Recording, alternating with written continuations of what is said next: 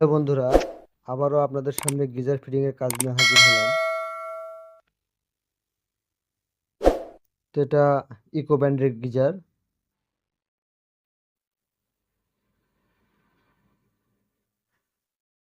দেখুন, এই leak pipe দিয়ে পানি লিক করতেছে। আর এখানে কোনো প্রোটেকশন না, আসলে পানির স্পিড কম, প্রোটেকশন না হলেও চলবে, প্রেসার ভাল্ব না হলেও চলবে।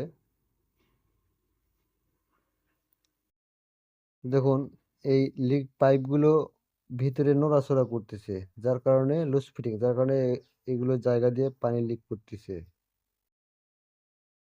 তো বিদ্যুতের সংযোগটি দেখুন, ফেস নিউট্রাল ব্যবহার করা হয়েছে। অবশ্যই ফেস নিউট্রালের সাথে বডি আর্থিং অর্থাৎ গার্নিং লাইনটা ব্যবহার করতে হবে, তাহলে আপনার গিজারের জন্য প্রোটেকশন হবে। আমরা এই নিবুলগুলি ভালো করে লাগিয়ে নিব। তো যদি প্যাঁচটা ছেড়ে দেয়, সেই ক্ষেত্রে আপনারা করবেন কি, নিপুলের মাথায় অনেক সময় পেঁচ কম থাকে, আপনারা ব্লেড দিয়ে কাটার দিয়ে কিছুটা কেটে নেবেন, নিয়ে ফলসভাবে পেঁচ দিয়ে দেখবেন যে সেটা টাইট হচ্ছে কিনা। এটা যদি আপনার টাইট ভালো না হয়, তাহলে ভাই পানি চেক দেবে না, ও দুদিন পর আবার পানি লিক করবে।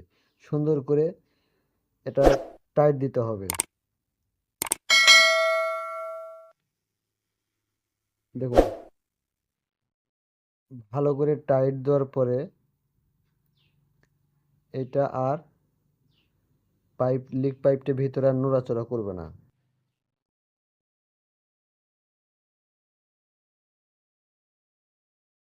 আসলে ভাই, বোল্টটা যদি আপনি লিক পাইপের বোল্টটা যদি টাইট ভালো করে না দেন, বাহির দিয়ে থেঁততে পেঁচায় কোনো লাভ নেই।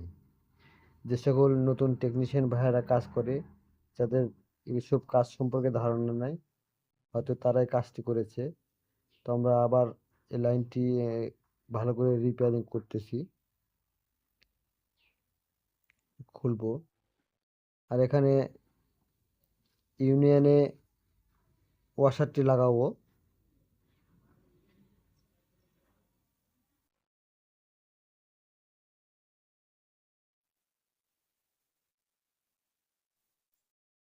আর দেখুন, হট লাইনের ওয়ারিংটা করছে থেড পাইপ দিয়ে। আপনারা কোনো সময়ের জন্য থেড পাইপ ব্যবহার করবেন না, আপনারা চেষ্টা করবেন হিট প্রুফ পাইপ ব্যবহার করতে। হিট প্রুফ পাইপ ব্যবহার করলে নিশ্চয়তাটা বেশি পাওয়া যায়। আপনারা কখনোই থেড পাইপ ব্যবহার করবেন না।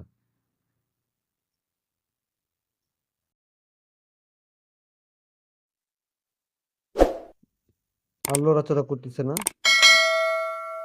এটাও ওকে। তো ভালো লাগলে লাইক শেয়ার কমেন্ট করবেন, সাবস্ক্রাইব করতে ভুলবেন না। ধন্যবাদ।